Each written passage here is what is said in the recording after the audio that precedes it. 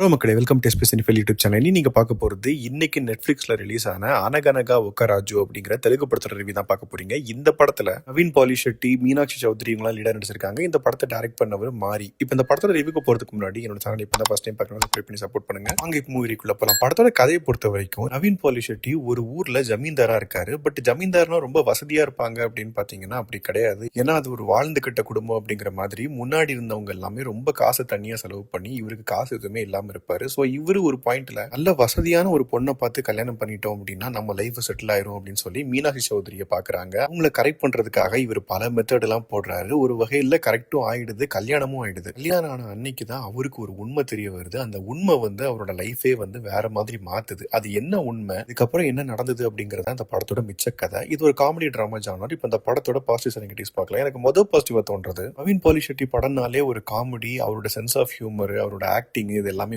சூப்பரா இருக்கும். அதே மாதிரி இந்த படத்துலயும் இது எல்லாமே கவர் பண்ண மாதிரி ஒரு பெர்ஃபார்மன்ஸ் கொடுத்திருக்காரு. அவரோட பாட்டை அவர் ரொம்ப நல்லாவே பண்ணியிருந்தாரு. அதே மாதிரி மீனாட்சி சௌத்ரி அவங்க பாட்டை நல்லாவே பண்ணியிருந்தாங்க. அண்ட் இந்த படத்துல நிறைய இடத்துல ஹியூமர் நல்லாவே ஒர்க் அவுட் ஆயிருக்குது. அதே மாதிரி செகண்ட் ஹாஃப்ல ஒரு இடங்கள்ல எமோஷனும் நல்லாவே ஒர்க் அவுட் ஆயிருக்குது. இந்த படத்துல நிறைய செட் ஒர்க் நடந்திருக்குது. அதுவும் பாக்குறதுக்கு பிரம்மாண்டமா நல்லாவே இருந்தது. டெக்னிக்கலா சினிமோட்டோகிராஃபி நல்லா இருந்தது. இதெல்லாம் தான் அந்த படத்தோட பாசிட்டிவ்ஸ். நெகட்டிவ் சைட் பார்க்கறேன்னா முதல் நெகட்டிவ் தோன்றது இந்த படத்துல ஹீரோயினை கரெக்ட் பண்றதுக்காக ஹீரோ பல மெத்தட்ஸ் எல்லாம் ட்ரை பண்ணுவாரு. ஆனா 90ஸ்ல வந்த படங்கள்ல ட்ரை பண்ண அதே மெத்தடை இந்த படத்துலயும் பண்ணிருக்காங்க. அதெல்லாம் பாக்குறதுக்கு ரொம்ப கிளீஷேயா இருந்தது. இந்த செகண்ட் ஹாஃப்ல ஊர் மக்கள் கிட்ட பேசுறது, ஓட்டு சேகரிக்கிறது, இதெல்லாம் பண்ற சீன்ஸ் எல்லாம் பாத்தீங்கன்னா ரொம்ப டிராக் பண்ணிட்டாங்க. நமக்கு ஒரு சுவாரஸ்யமும் இல்லாம இருந்தது. திடீர்னு ஹீரோ திருந்தி மக்களுக்காக பண்ற விஷயங்கள்லாம் பாத்தீங்கன்னா ரொம்ப பழைய கதை. அதையே இதுலயும் எடுத்து வச்சிருக்காங்க. மொத்தத்துல இந்த படத்தை பத்தி சொல்லணும் அப்படின்னா நடிச்சவங்க வேணா புதுசா இருந்திருப்பாங்களா இருக்கும். பட் ஆனா கதையை பொறுத்த வரைக்கும் ரொம்ப பழைய கதை. நவீன் பாலிஷெட்டியோட ஹியூமர் அண்ட் ஸ்கிரீன் பிரசன்ஸ் ஓரளவுக்கு நம்ம கொஞ்சம் உட்கார வைக்குது. ஆனா இன்ட்ரெஸ்டிங்கான ஸ்டோரி லைன் இல்லாதனால நமக்கு ஒரு பாயிண்ட்டுக்கு மேல போர் அடிக்க ஆரம்பிச்சிருது. என்ன பொறுத்த வரைக்கும் இது ரொம்பவே ஆவரேஜான மூவி தான். தமிழ் டப்பிங்லயும் அவைலபிளா இருக்குது. நீங்க நெட்ஃபிளிக்ஸ்ல பார்த்துட்டு உங்க ஒப்பீனியன் என்ன அப்படிங்கறத கமெண்ட் செக்ஷன்ல சொல்லுங்க. அடுத்த ரிவ்யூல சந்திக்கிறேன். பை,